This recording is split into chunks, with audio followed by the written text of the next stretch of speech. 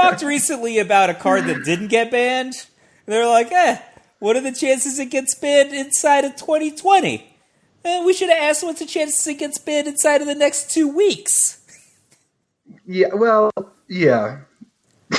Yeah. We talked about this a couple weeks ago, that, it wasn't going to take very long. And sure enough, I asked Jerry when he was talking about the ban, he was really disappointed with them banning Just Uro. And I asked, okay, first of all, same. Are we even clear that this isn't a buff to Uro deck or to Omnath decks? And sure enough, history has proven that it was in fact a buff to Omnath decks. I mean, is it worth it? I understand this is this is about as dead of a format as you can have relative to last weekend. But is it worth talking about what the top 8 and that top 32 of the grand finals look like? Yeah. Any of the decks that didn't feature Escape to the Wilds, Lucky Clover, or Omnath. Well, but first, Seth Manfield did real well with his Dimir Rogues deck. Yeah. Only deck in the entire tournament, I believe, that did not have the card Bone Crusher Giant. Is that an accurate statement? Which, incidentally, is the card I think is the best card in the format now. But get to that in a second. On the 3 cards, probably not a lot to have to try to explain about these, but first, Omnath, busted.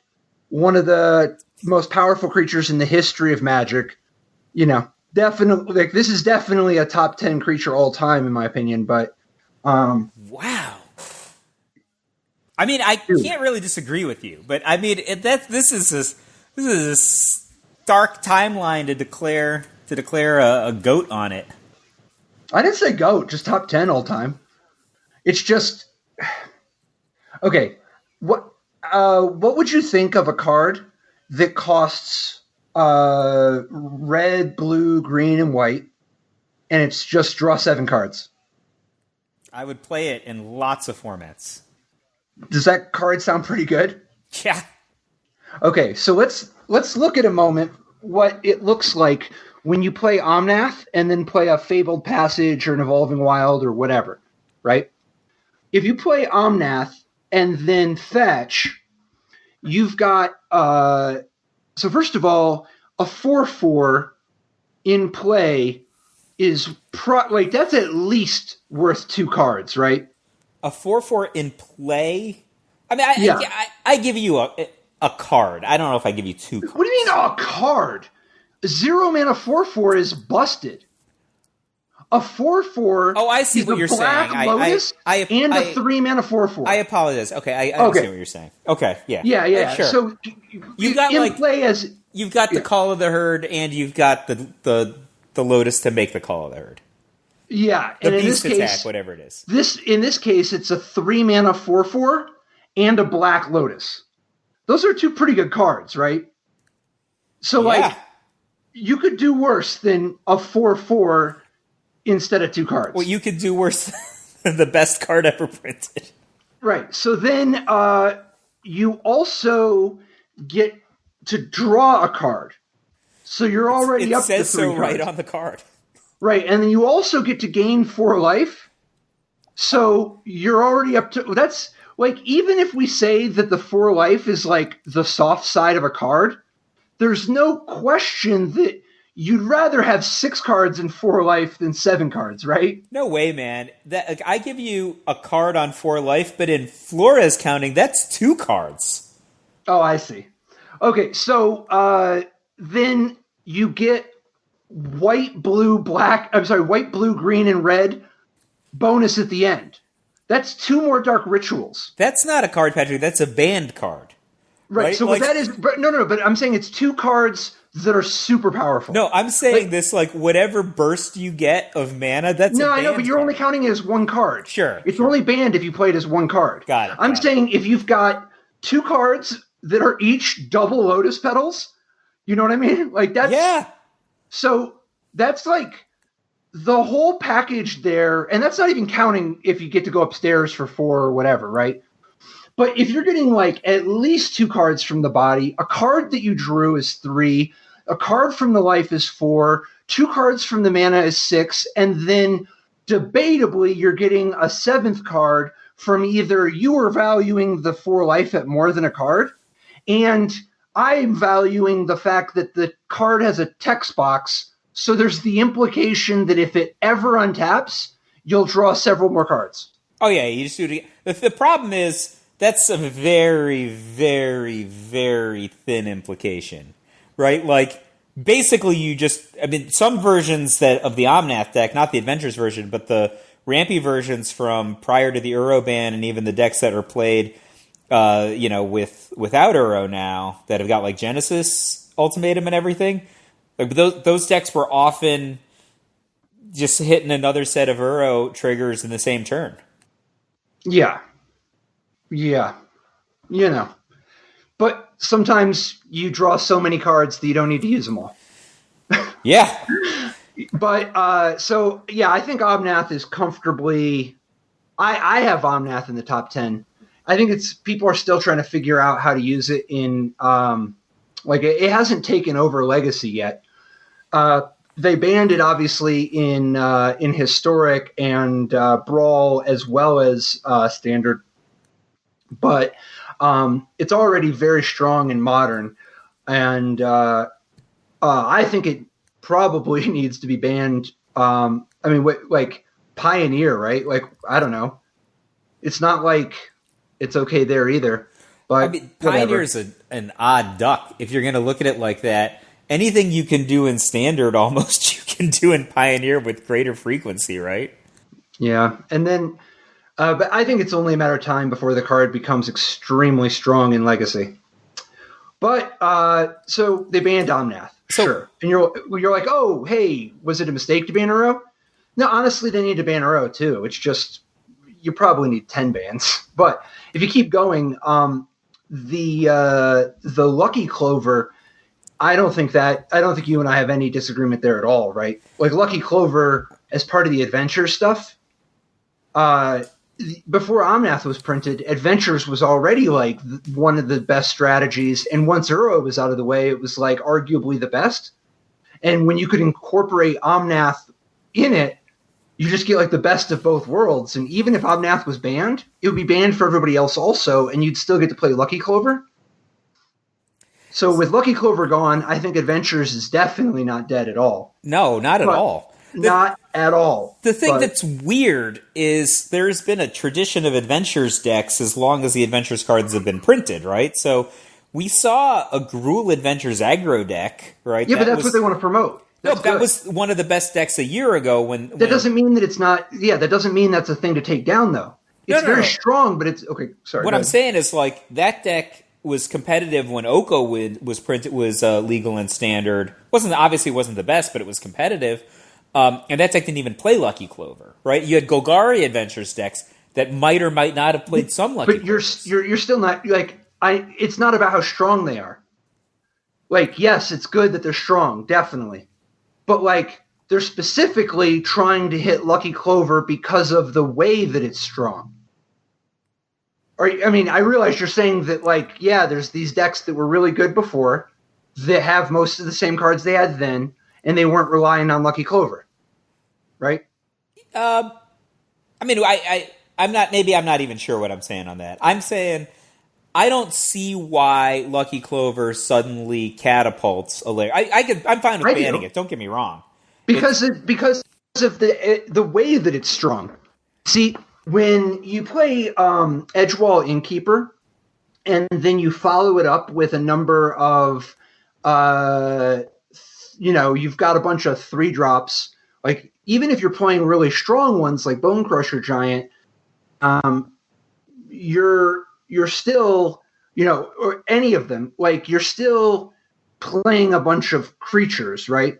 Yeah. And you can catch back up again, whether it's with a sweeper or the fact that those creatures are not all blocking in the air, or the fact that you're drawing a bunch of cards, but the cards you're drawing are more dorks and stuff, right? And Edgewall Innkeeper represents a very vulnerable card. It's a very vulnerable game piece. Oh, sure. Lucky Clover is an artifact which is very difficult to destroy right now. without dedicated cards, and we were already seeing a huge amount of effort from people having to warp their decks just to try. And I think it's that Lucky Clover is both, there's the novelty, the recursive element to it, the fact that it starts spreading out the advantages in every different direction in a way that makes comebacks much less realistic. The fact that Lucky Clover makes you want to play with all adventures, right? Oh, yeah. Like the Teamer Adventures deck is just like Edgewall Innkeeper and a couple of Escape the Wilds, and the rest of the deck is all adventure cards, right? Right, and it's not like Escape to the Wilds isn't drawing you a bunch of adventure cards anyway. But if you play Edgewall Innkeeper in red-green, it's not even weird if somebody looks at your list and you're like, yeah, I have 12 adventure cards in the main deck and maybe a couple in the sideboard. That's not even weird. It's not like there's no good one-drop, not no good, but there's few, like the one-drop options are pretty lean right now. And if you ever get a single trigger, you're already getting your money's worth, right?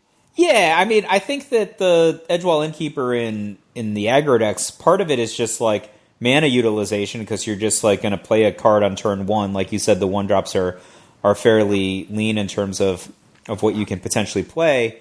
And it gets in there, right? Because it can attack for one if the opponent doesn't have a potential blocker. Obviously, you've got synergy starting on turn two. But I think it's the little things, like you play an Edgewall Innkeeper on turn four and then attack with your Lovestruck Beast that was already in play. Right, like that's actually a big part of it. Yeah, actually, that is really good.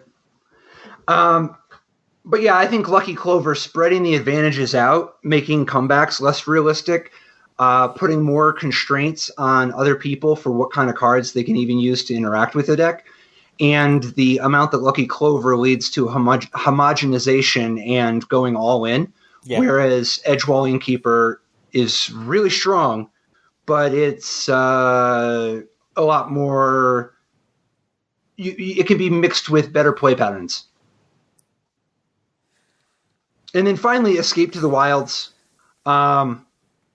It's Escape to the Wilds is like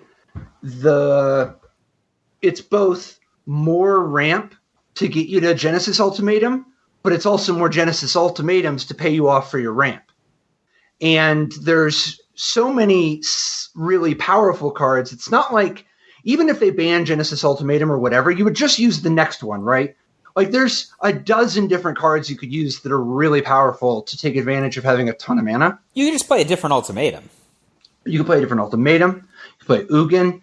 You can play any Fatties or X-Spells. There's just like a lot of stuff you could do.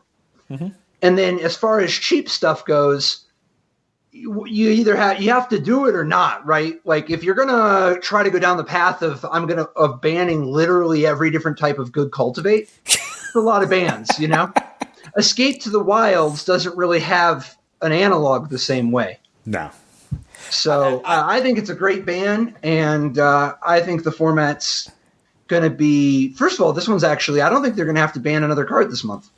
All right, so in Standard. I have a couple of questions around the ban. First of all, I just point out that Escape to the Wilds being 5 is a very specific casting cost, right? Because you have all these things that are like a Cultivate, right, that are 3. 3 ramp into 5 is just kind of a natural progression. Or the Giant, yeah.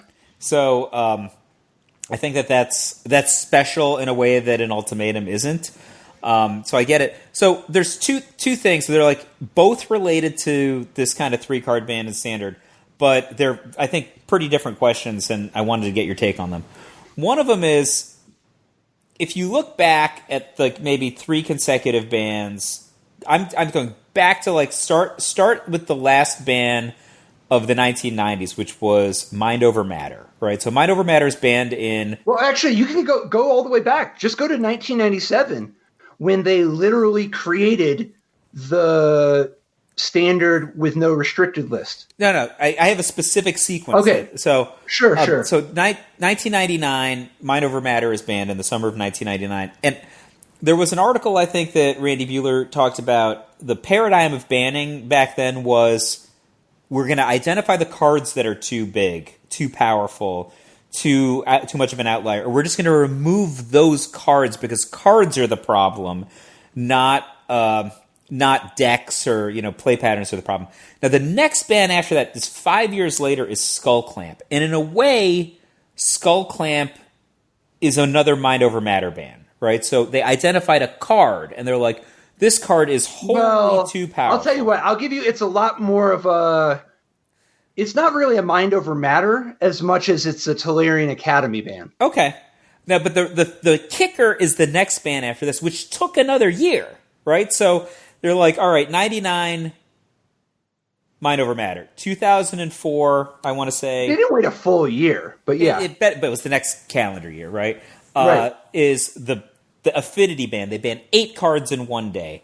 All 5 color artifact lands, Darksteel Citadel, Arcbound Ravager, and Disciple of Vault. They banned those cards despite the fact that they didn't even ban the most powerful card in Standard. They chose to leave Aether Vial, but they banned all of the specifically Affinity cards. But their reason was very specific. The reason was that tournament attendance was down. And, it was so starkly different than the previous ban paradigm, but at least I feel like there was a plan around that, right? I guess you were not. So I don't understand what the question is. So the question is what is the strategy behind this specific set of bans, right? It's not a ban over. You just laid out a whole bunch of false dichotomy. I don't know. The stuff you just laid out, I thought there was a very specific thing where you were going with it. I mean, I just have thoughts, man. No, I respect that. Okay, so there's nothing special about the mind over matter ban.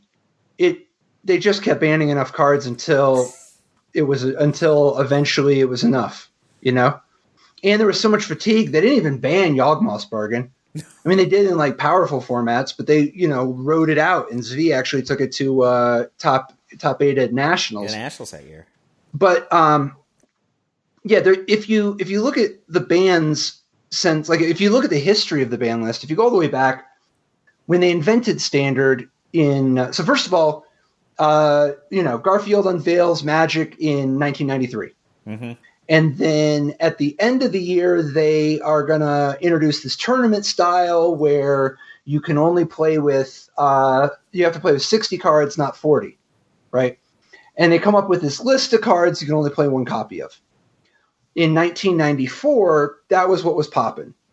In 1995, Standard is the new thing. Type 2. Type 2 at the time. And when they first made it, it had one ban card. And then they banned another card and restricted a card. And then they, over the course of the next year, where they were trying to experiment with that, they banned, they restricted 5 more cards. And the cards, we're talking Black Vice and Strip Mine and so on. Yeah, the first banned card was Channel. The first restricted card was Balance, right? Then, no. I mean, it's confusing because there's also Mind Twist. Mind Twist, I think, was in the second round. I think it got banned at the same time that Black Vice was restricted. Yeah, because regardless, because remember, the very first Standard tournament was dominated by Demonic Consultation to get Channel. It was actually Mind Twist was the first ban card. But it doesn't matter. The point is that by 1997, January of 1997, because Dallas was Dallas. Dallas was the last hurrah for restricted lists. How old were you in Dallas?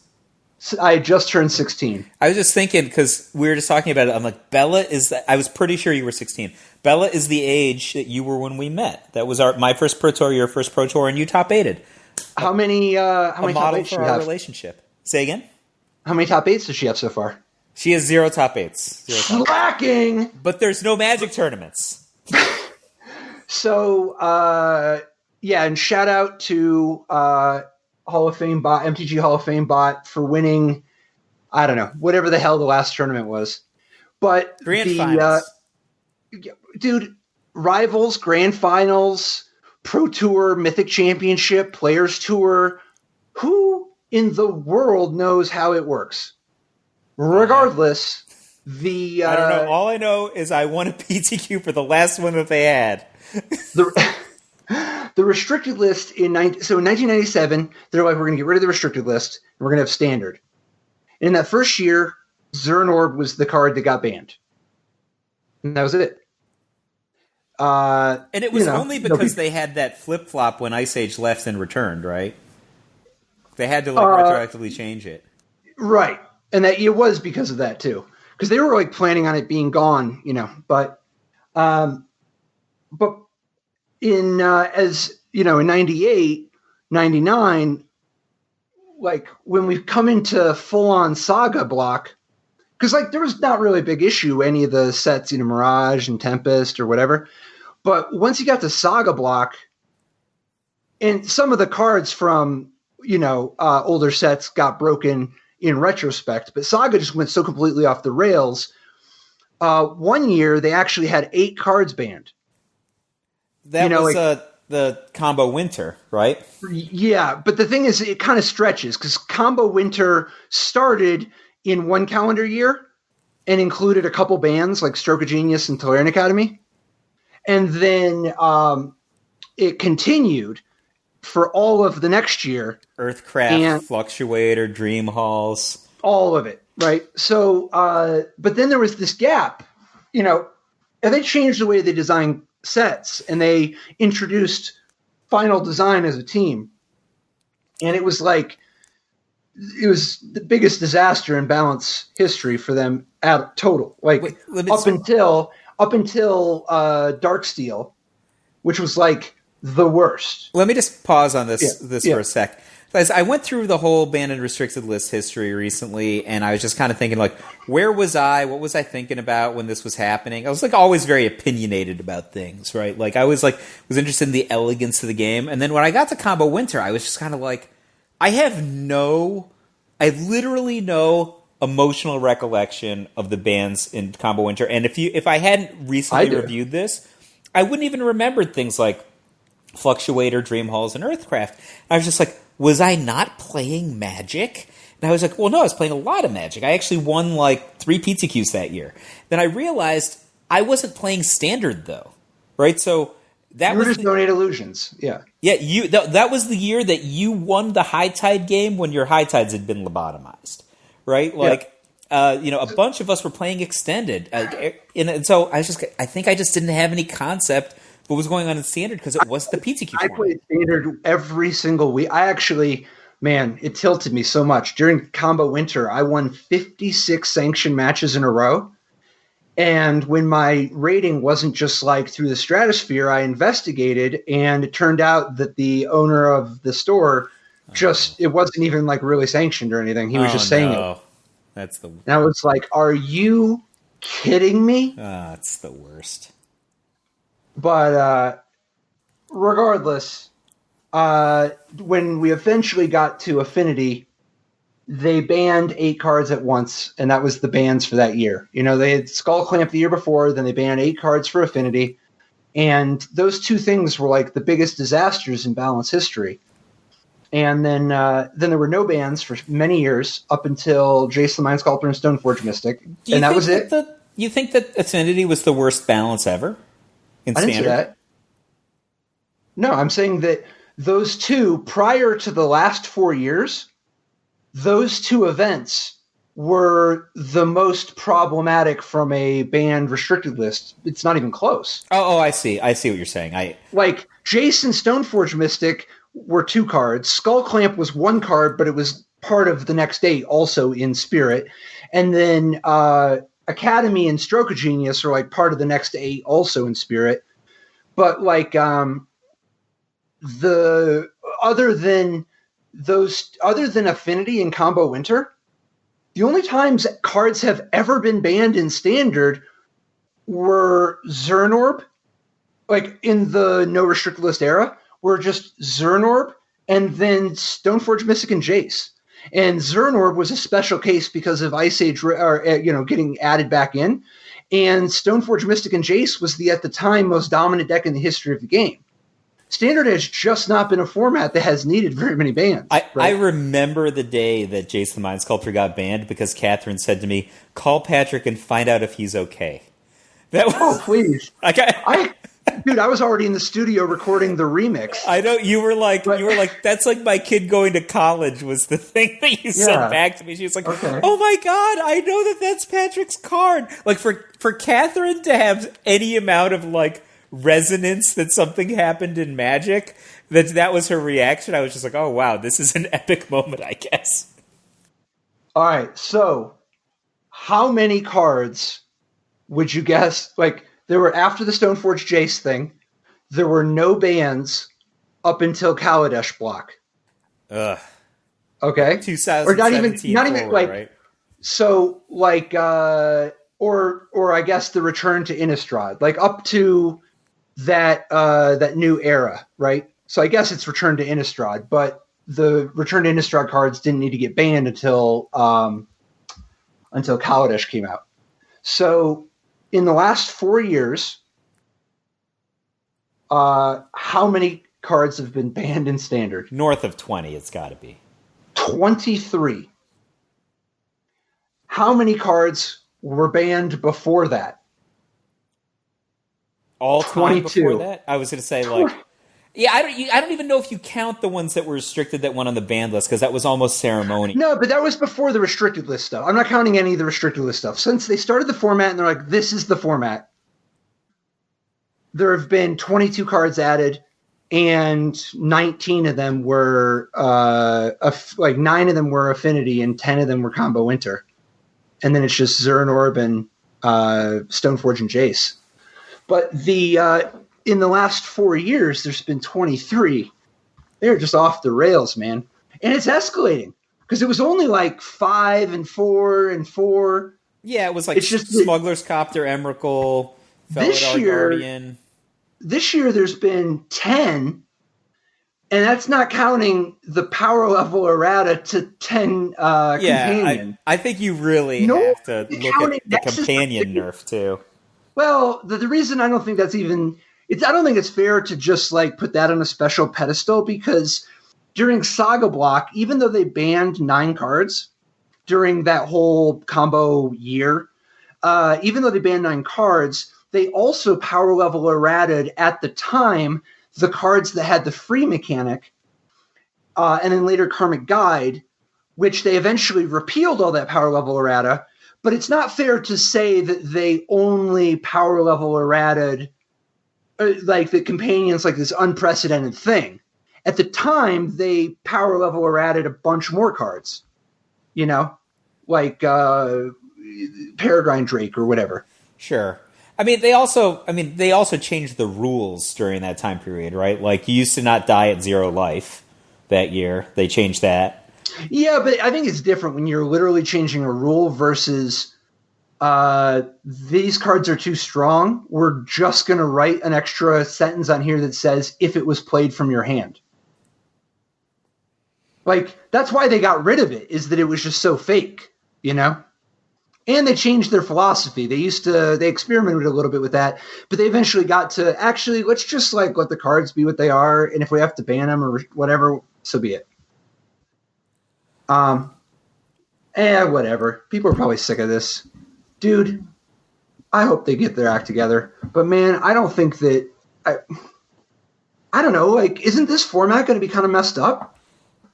I don't know. Isn't like Bone Crusher Giant and Embercleave at like just a meaningfully different power level than most of the cards in this format?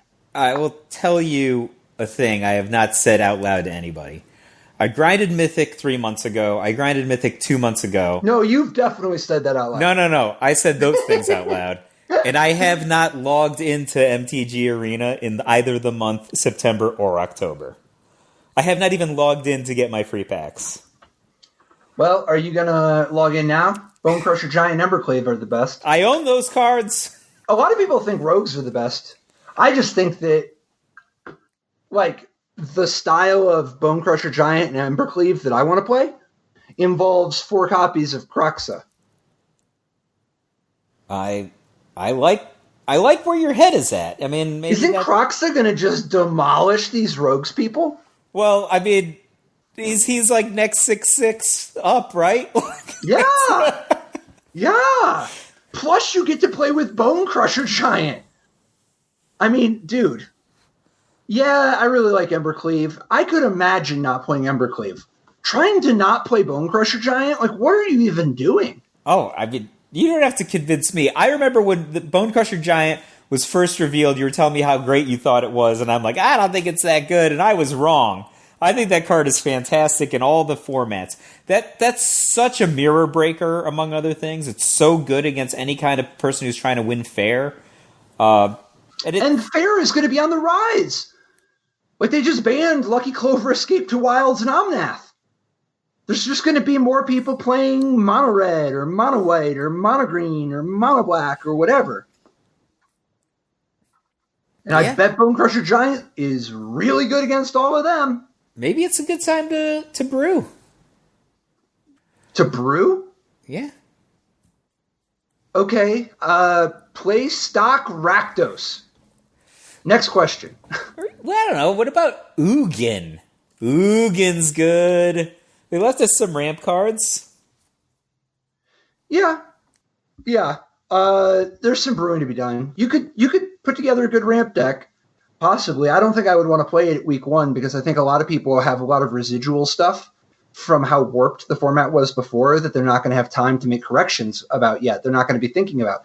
Like, for instance, I wouldn't want to play artifacts because, like, so many people have all these dead artifact kill cards in their deck because they got to destroy Lucky Clover. Like, when 80% of the field plays Lucky Clover, it leads you to different deck building decisions, you know? And then if you ban Lucky Clover, why do your decks all have so many shatters? Yeah. But there's a lot of stuff that, like, for instance, Questing Beast had largely fallen out of favor.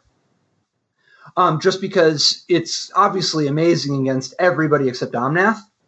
So it's obviously unplayable in the old format. But in the new format, you're not going to run into as many Omnaths. Questing Beast has got to be like the best guy ever to put Embercleave on, though. If you're an Embercleave buyer. That seems good. I mean, he always does 9, right? But part of what I'm saying is, I could actually imagine not playing Embercleave week 1 because people still have all these artifact cards. I get it. Yeah.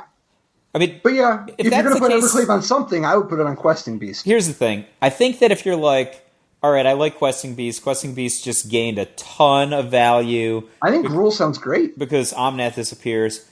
Then I think you're in one of two camps. You're like, all right, I'm a Questing Beast guy. Let's go back to kind of like the Willy Edel mono green lists, see what we can get out of that with these modal double-faced lands. You know, like there's a lot of value to be extracted there. But then you're like, all right, the mana is so much better because of modal double-faced lands. Got to go Gruul. Got to go Bone Crusher Giant, right? These are the 2 best 4-power creatures. I don't know why you wouldn't play Bone Crusher Giant. But if you're there, something to power up your adventures, your Edgewall Innkeeper. Yeah, now at this point, I think you kind of have to be an Embercleave guy, right? You're like, I get it. There's some residual hate, but like, you're talking about an auto win card when they don't have it. Like, I just think that if you're going down that road, you got to go all the way down that road. Yeah, if you don't go down that road, I'm in for mono green. But I don't think I would actually be in for mono green. That's what I'm saying. Don't be in for mono green. I think the Gruul sounds good. All I meant was that if you play Rakdos, I think you can play Rakdos with or without Embercleave. And I personally wouldn't hate the pot. Like, I think it's not unreasonable to play a Rakdos deck with no Embercleave. I think Rakdos is really good, and I would play Rakdos instead of mono red. I would play Rakdos instead of mono black. I would play, I think Gruul is totally good too. If Gruul's more your style, I would definitely play Embercleave if I were going to play Gruul. But the biggest thing you got to figure out in Gruul is how to deal with the lack of playable 1-drops. Well. But I don't know. I think there's a lot to be said about more dedicated adventure decks and more ramp decks and certainly rogues. You know what the tech is that I hope the only reason people weren't playing it is because of like Omnath warping things so much. But why don't more people play the Draw 4 in their rogues deck? The Into the Story. So it's like 5 blue, sorcery, draw 4 cards, and it costs 3 less if your opponent has a whole bunch of cards in the graveyard, you know? Yeah, but like, that card unlimited a lot. I don't think I ever got the bonus one time. But if you just play that in a Rogues deck, it's going to be a 4-mana draw 4 pretty quick. Yeah, I mean, I was actually just like thinking about Rakdos because that's where you had it. And I feel like your earlier statement was true. Like the world's going to change a lot. Like Bonecrusher Giant is great against rogues, and Rakdos is going to eviscerate rogues. Right? I think maybe rogues was the kind of deck that was viable because it was exploiting people who had a fair amount of their turns early on were just spent on setup. Right? Like if they're I don't know. I think the rogue deck's really good. I think it's really good, and the list that a lot of people are playing definitely seems like it was made by somebody by a very handsome gentleman. But like, I do think that it was a little bit. I think the whole archetype is like really one of those decks that you tune against a specific metagame, a specific opponent,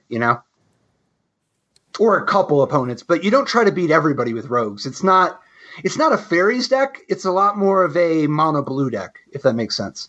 Yeah, no, I get it. I mean, you're speaking my language. I always love to fight the boogeyman. That's one of my favorite things to do in deck design. But you can get angled when you're doing that. Or if the boogeyman is the. Oh no, but you still tune your deck, right? And I think the tuning matters a ton in rogues. Like I think you can build a rogues deck with 12 creatures, and I think you can build a rogues deck with 30 creatures.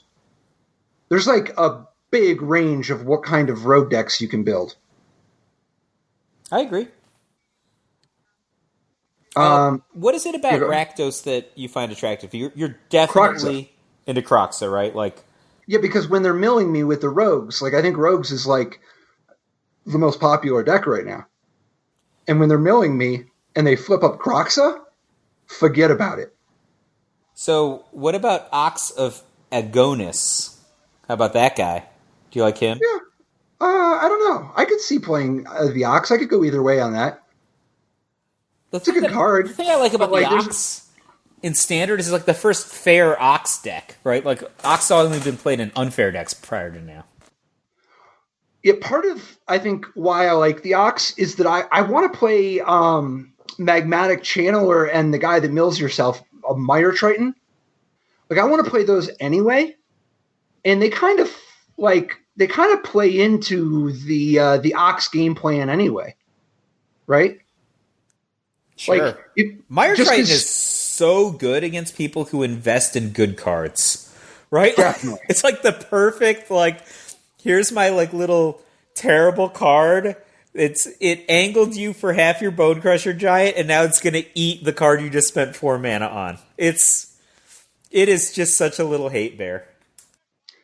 One of the other things I like about Mire Triton is that in this, first of all, you need somebody to sack to rankle if you're going to rankle. And I don't know that you need to, but it's kind of nice to have some random donk. But second of all, you can really stack up against these green decks if you've got Kroxa and Mire Triton and Nighthawk Scavenger and access to stuff like as many Hagra Broods and Hagra Mauling and Heartless Act, Bloodchief's Thirst if you want it. Like, you just have so many cards that let you just not get beat by big creatures. Oh, yeah. Like, if you're just, trading off with cards like Mire Triton, obviously you're going to be playing your Bonecrusher Giants. You actually get bonus Bonecrusher Giants if you go that direction by playing, Murderous Riders, right? That's Yeah, I don't think you even... I don't know if you I don't even know if you play that many Murderous Riders anymore, or if you even do. I don't know that you need them. There's just so many other cards to play. Hagra Mauling is such a good way to do it. You could, how many land do you even play in your Stonescar deck? Dedicated land? What? 16? 15. Sure. Right, because when you have access to Shatterskull Smashings and the Spike Field Hazard. the Agadim's Awakening. Well, it's not even just the hazard. Those are also good. But what I mean is you can already, between Agadim's Awakening and Shatterskull Smashing, plus, Temple of Malice, Fable Passage, whatever. But you're already talking about having a viable mana base without even needing to count these extra tap lands. Well, you can actually... you're not going to be stuck as often needing to play the Spikefield Hazard to get your red in the first place, or needing to play Hagra Mauling to get your black. You just have so many options. It's more about which of your cards are you going to row. One that I heard people talking about this, and I didn't think about it until recently, but is Timmerick Calls the Dead actually just super good now if you're going to go down the Ox plan? Well, I think if you're going to go down the direction you're talking about, which is Kroxa, whether or not you've got the Ox, but Kroxa and Magmatic Channeler, I mean, Timmerick Calls the Dead just seems like an easy include, right? It's so much virtual card, and then you get a little real card with it. Yeah, because part of it is I don't want to play too many threes. Because, at a certain point, first of all, I'm a big believer of Nighthawk Scavenger. You already know that. But between Nighthawk Scavenger, Bonecrusher Giant, and Timmerick Calls the Dead, I think you got a plenty of action at the 3 already. Something people have been talking about that I wanted to get your take on, because it doesn't look that appealing to me, but maybe it does enough, is Inscription of Ruin. So for 2 and a black, you get your choice of target opponent discards 2 cards, or return target creature with converted mana cost 2 or less from the graveyard to the battlefield, which includes Mire Triton or Magmatic Channeler. It's not as good to get Kroxa back that way. No, but it's actually not bad to get Kroxa back that way. It's not bad, but it's not that good. And then destroy target creature with converted mana cost 3 or less. And then the big thing is if you can make it up to 7, you can get all 3. I mean, this is a super exciting card, right? The prospect of getting to 7 is really cool. You were saying a minute ago that you're not a big believer in having a lot of 3s because there's so much competition with 3. I like having a bunch of 3s. I just think you have to have the bar be very, very, very, very high because you've already got Timmerick Calls the Dead, Bonecrusher Giant, and Nighthawk Scavenger. So, at 3... you've got a Swiss Army knife here with Inscription of Ruin, but all 3 of its abilities are kind of, not that exciting for a 3. No, yeah. I mean, it's really exciting at 7. That's the thing. Sort of. It's not as exciting as Genesis Ultimatum at 7. It is not. I agree with you. That is not. But the thing is, you're like, okay, this deck doesn't have access to that. Yeah, well, what about Shatterskull Smashing at 7? Or I guess 8 is better for Shatterskull Smashing. Or what about Agadim's Awakening? Dude, if you Agadim's Awakening and get back the Magmatic Channeler and the Nighthawk Scavenger and Rankle, dude, that is what's exciting. I actually don't mind the Inscription of Ruin getting back a random Magmatic Channeler, because he's very powerful. I guess, but you're still spending 3 mana for it, and you had to draw the Channeler in the first place. No, you had to have him in the graveyard somehow, right? Yeah, I can't disagree with that at all. I do think the card is fine. It's fine. It's fine. I think I would totally rather have the Nighthawk. And I think that if I were to play Rakdos, I would heavy up on Timmerick Calls the Dead. I think that the combo of Timmerick Calls the Dead and Kroxa is very compelling. And just the prospect of that set up with a little Mire Triton action, that gives your deck a really, really compelling dimension that your plan B is just kind of there, and it's just amassing its plan B-ness while you're doing your plan A. And usually when you do something like that, you actually have to devote mana or cards to do that, and this is just kind of doing it by itself. It's there for you after they answer your plan A. That's what I find to be compelling about it. What do you think about Elspeth's Nightmare, man? Can we get a little nice Elspeth's Nightmare action in the sideboard?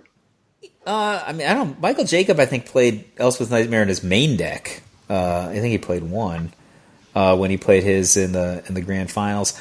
I think the card is. I don't know. Like, what's a great target for Elspeth's Nightmare? Croxa. Start there. I think that we side up to 4 then. Because when you play nice Elspeth's Nightmare, you hit their Croxa or you hit their Magmatic Channeler or whatever, and then you also get to look at their hand and get something like Surgical.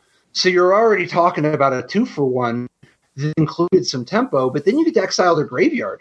And even if you don't hit a Croxa or whatever, all that stuff matters. Like just, for like Magmatic Channeler equity. So, or whatever, future escaping. So Chapter 3 is clearly something that you might want to do to certain opponents, but it's not necessarily something that you want to devote a card to. But once it's the freebie after getting a creature and getting a card in hand, this is a nice little package for 3. I think so. Yeah, I could totally see playing 4 after sideboarding. You always want to go so extreme. My only issue with... I think that it sucks to draw 2 of these. And I think that you got to be careful because you can't play too many 3s or you end up getting too slow. I mean, does it really suck that bad to draw multiples? Like, if they draw, like, a Mire Triton and a Magmatic Channeler, you're just, like, 1-for-1ing them twice and then getting a card in hand twice. And then you're preventing them from getting any kind of recursion from the card that you took. Like what if the card that you, like, take out of their hand is a card that has graveyard equity? Right? Like, you just kind of get a freebie on the tail end. I think it's okay. Like, if the matchup isn't super fast, right? Like, just playing 3s that are worth 2 or 3 cards each is actually a pretty good way to win. You taught me that by handing me, loss after loss in games of Mental Magic back in the late 90s. I don't know about all that. What I do know is that all the other cards in your sideboard are good too. So I'm curious, which ones do you not want to play to make room for your 4 copies? Like, do you want Skyclave? Do you want to cut the Skyclave Shades? I think you could, depending on the metagame, I don't think playing Skyclave Shade main deck is even, like, out of the question. That guy's great. What about Agonizing Remorse? Yeah. Dude, maybe Agonizing Remorse you don't even need anymore because of, like... Like, that card is fantastic when, if there were these, like, single cards that were going to turn the game. Like, I guess Croxa is the kind of card that you actually might want to Agonizing Remorse these days. Yeah, if it works out for you. I mean, it gives you some... Here's the thing. There's, like, matchups where, like, you might actually want to cast Agonizing Remorse, but conceding something to the battlefield by taking a turn off to cast it might be very bad for you. Yeah. Okay, so do you not like playing, like, a little bit of variety? Like, for instance, do you not like Cling to Dust? I don't know. I think, like, Cling to Dust is the kind of card that I don't think I would want to play in Rakdos. That seems like a really, like, Dimir Esper kind of card to me. Little Grixis kind of card. Oh, it's definitely more so for them. But if you're in a Stone Scar head-to-head, it's a pretty good card, right? It's a fine card. It's priced right. It's priced to move. Yeah. But it's like, I don't know. And you get to but dude, you get to tutor for, like, with all your self-mill, you get to tutor for your sideboard card. That's fair. I mean, like, what do you think about a card like Shredded Sails? Is that a good card to play anymore? Not that much. It's okay. Not really. Yeah, I'm not that into it. Like, in this color combination, I'm super not into Sorcerer's Spyglass either. No. Right, so, I mean... I like Extinction Event. Sure. I mean, especially if you think that people are going to go a certain direction in terms of aggro picking up. Extinction Event is potentially great, right? But, yeah. What would you rather have? 4 Elspeth's Nightmare? Or 2 Elspeth's Nightmare, 1 Soul Guide Lantern, 1 Cling to Dust? 4 Elspeth's Nightmare. Wow. And I am in love with Soul Guide Lantern. I love that. I guess not. No, but I think, like, when I play a Soul Guide Lantern, historically, I played Soul Guide Lantern and Paper Magic online, but I played it primarily to fight Uro, right? Soul Guide Lantern is perfect for fighting Uro because it hits the Uro that's in their graveyard and disincentivizes them for future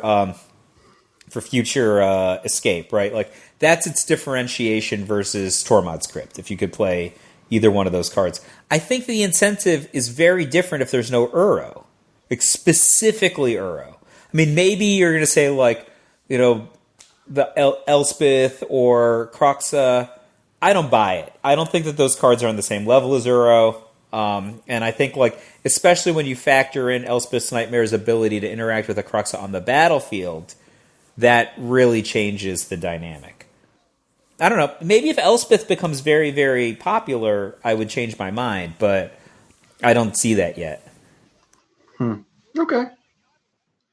I don't know, but maybe Azorius is the best, and like we just haven't seen it yet. And Elspeth. No. Why would Azorius be the best? Why would Azorius be first, second, third, fourth, or fifth best? At some point, isn't Yorion next best card up?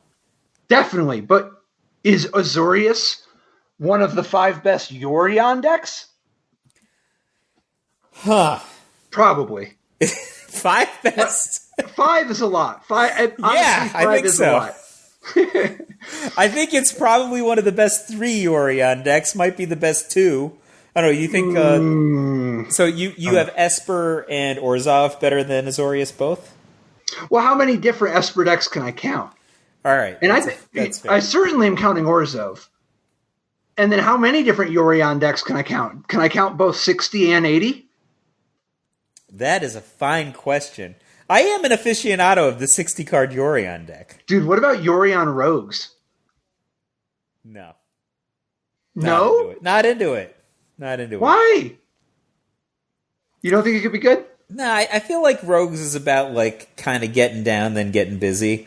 And the Yorion is about, like, setting up and then closing the door. So what is it you even like out of Blue Eye? Are you talking like your old Dream Trawler, Elspeth Conquers Death type of blue-white control? Or do you mean actually dedicated Yorion? I mean, like, I've got probably my card drawing is Omens, my defense is Omens, my offense is Omens, and then I got Conundrums. And, like, maybe Conundrums stink now. You still want Conundrums? Nah, Conundrums stink now. But I would totally be in for offense, defense based on Omens, and card drawing based on Omens, and then just everything else is just stringing it all together, gaining life, drawing cards, countering cards, blowing up creatures. Why are you just showing up with such a fair, underpowered deck? It's not underpowered. I have Yorion. That's a good card. Yes, Yorion is overpowered. Yes, Elspeth should be overpowered. Elspeth Conquers Death should be overpowered. And if they just kept banning cards off the top, eventually Elspeth's turn would come. Thinking about this out loud, there's no way this is even anywhere close to the best Yorion deck. Jeskai has got to be better. I could just play with Bone Crusher Giant. Bant is better. I bet you could just pick any, like, I don't know. Is Yorion even the right way to go right now, though, man? It's not like you want Yorion against Rakdos. What even beats Rakdos, man? I don't know. Mono Red could kind of get in there, but I think like Croxa is just gonna if you don't kill them, Croxa just gets you. Mono Red can't beat Croxa. It's not like the Rakdos deck doesn't have great tools for being able to fight Mono Red. Yeah, but you're starting with Spike Fields and Nighthawk Scavengers and Bone Crusher Giants and a bunch of 2s. And it's not like Timur Calls the Dead is a slouch either. And then if you want, you can just sideboard as many Red Cap melees, and you can play Bloodchief Thirst in the main deck or the sideboard. So you're not short on awesomeness against them. The problem is the 2 decks have different end games, right? If the 2 decks had the same end game... The problem for who? The red deck? For the red deck, yeah. Okay. If the 2 decks had the same end game, then I think the red deck might be in an advantage because its mana base is so much more consistent. Its ability to get out there. No. But they have different end games, right? And like no. Its mana base isn't more consistent. You're thinking of the previous 5 years where that would have been true. Rakdos now gets to play Shatterskull Smashing, Hagra Mauling, Spikefield Hazard, Agadim's Awakening. Like, the Rakdos mana is amazing. Yeah. It's better than Red's mana. Red doesn't have as many cards that you can just row. Like, how many dedicated land are you playing in your mono red deck? 20? 18? 18? Because, like, if you're playing 18 or 20 dedicated red lands... You're going to play, like, multiple Shatterskull Smashing, right? Like, maybe up to 4. Right. Even if you play Shatterskull Smashings and Spikefield Hazards, it's not like, one, you don't have as many land. No, you're not going to go deeper than Spikefield Hazard, I don't think. You're not going to have as many land as the Rakdos deck. The lands that you do have are not going to do as much. You're not going to have as many options. Like, what are you even playing with your mono red deck? Name for me your one drops. That's what I want to know, is what are the one drops that you're going to play in this mono red deck? Champion, I guess the new Step Links. Yeah, maybe this is a terrible idea. The new Step Links in your 18 land deck? Yeah, I'm saying it out loud. This can't be right. I'm just imagining, like, you don't do, like, a 10 damage in the first 3 turns, and they just cast, like, their Mire Triton, and they cast their, like, Timurit Calls the Dead on turn 3. You're just destroyed already. Like, if Timurit Calls the Dead just, like, flips over anything, you just can't get in unless you have an Embercleave, which is a big if because they have instant speed removal. Right? Like what if you play Obosh the Prey Piercer? I think you're outclassed. Probably. But, like, if you play with... God, it just sucks that your like ones are so bad. Obosh, not, like, playing it main deck. Yeah, right? Companion. No, it's nowhere fast enough. Like, if they've got Mire Triton... Well, you'd have to be playing Heraldic Banner. But anyway. I mean, still. Like, that doesn't speed you up, though. I don't know how you get through Timurit Calls the Dead. That's really the problem, right? I don't think you do. I think you just lose. They just gum it up, and then they cast Kroxa, and then you're cooked. Dude, your deck is like Weaselbacks and Goblin Arsonists and it's just nonsense. Like, I don't know. You do not want to show up to the Timurit Calls the Dead fight with Weaselback. Like, their free creatures are literally 2/2. Like, it's horrible. Like, I don't. No, this is the wrong answer. Mono red is not the answer for the Rakdos matchup. And to answer a previous question, I think the default starting place has got to be 4 Timurit Calls the Dead. If you want to cut them later, fine. But it's just talking about it out loud. Like, there's just too much ability to gum up the ground while setting up your plan B. Man, what's even good against Rakdos? I guess I still just don't know, because you don't want to play mono green against Rakdos, right? No, they have removal. And, like, really devastating threats. Like, the problem in the matchup is, like, Kroxa is literally bigger than anything in mono green other than Stonecoil Serpent. Right? Like, their stuff is 4/4. You know, you have so many answers to the Serpent, too. So, like, I don't even know what you do. Like, they cast I mean, I guess you have, like, an unopposed Scavenging Ooze as the last guy. Like, that's very powerful against them, but I think it's a big gamble to imagine this deck with, like, 15 removals can't get rid of your 2/2. Right? Like, Bone Crusher Giant kills it, Murderous Rider kills it, you know, Modal Double Face Lands kill it, right? Dies in combat, Heartless Act, like, just lots of ways to kill it. Yep. So I don't know, man. Put me down for Rakdos for week 1. What about you? I think I am convinced Rakdos just seems like the bee's knees, and I think, like, maybe no Embercleave to start, but you've got... I would play no Embercleave to start. Yeah. I think Embercleave in the sideboard might be sweet, like, especially if people are like, oh, nobody has Embercleave, and all of a sudden you have Embercleave. You didn't start with Embercleave, right? You didn't present a lot of targets to them, but then you got them. Got them second game. Dude, I love Ember Cleaving out of decks that people never expected. Dude, I would Ember Cleave in Jeskai Control out of the sideboard. Dude, Same. you need them to know that it's in your range. Remember when Nassif had the Ember Cleave in blue-red? Same. Yes, love it. Love it. In so deep. All right, dude. So what do you think? Will there be any more standard bans in 2020? I vote no. You vote no? No more this year. When does the next set come out? Not sure. Because, like, I think there's a real question of how long do you need to bridge? Like... So I'm actually pretty excited after this conversation. I'm going to go log into Magic the Gathering Arena, cash in all the cards that I own that just got banned for wild cards, and I'm going to make the Rakdos deck with them. Dude, they don't have another set coming out this year. Yeah, so there's not going to be bans.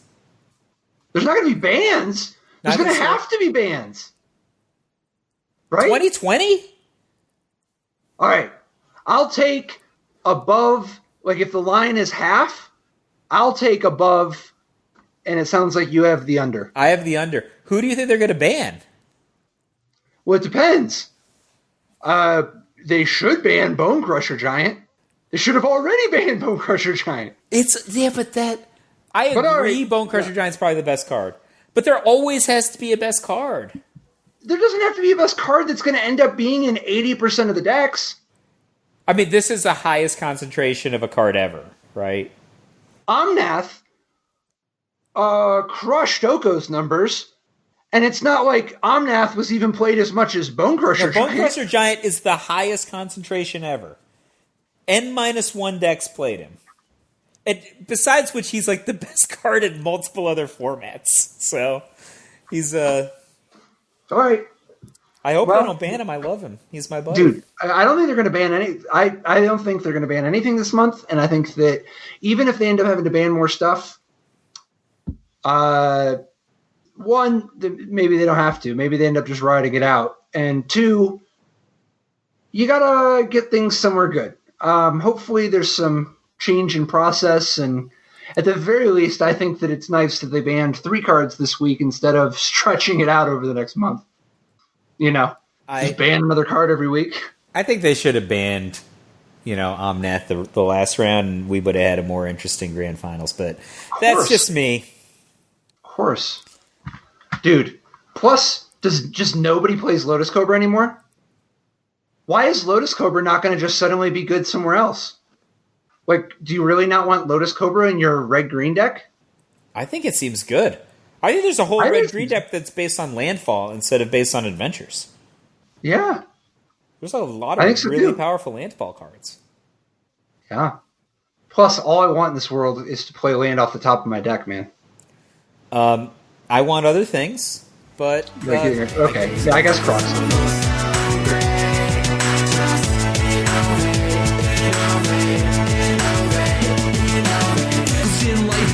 So great. Tried to play dredge, it's a jailer hate. Ghostly prison waiting for my untapped phase. Your Cora trapped in amber stasis state.